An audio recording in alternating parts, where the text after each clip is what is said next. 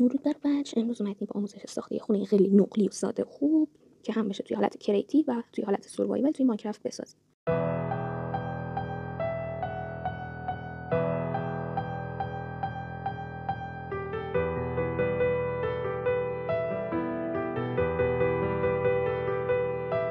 خب بچه ها، این هم از خونه ما. سقفش کامله.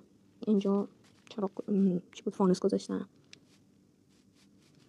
اینجا یه فارم کوچیک درست کردم. حالا شخمش بعد بزنم، یا اگه خواستین میتونین بزرگترش درست کنین که بتونین توش حیوان نگه دارین. اینجا حالا میریم توی خونه. خب اینجا توی خونمونه. اینجا تختم اینجا خوبه، جای خوبیه براش. خب اینجا هم تخت گذاشتم. حالا شب میکنم که توی شبم ببینین. اینم از شبش. بچه دوستتون دارم. لایک و فراموش نشه. تا درود دیگر، بدرود.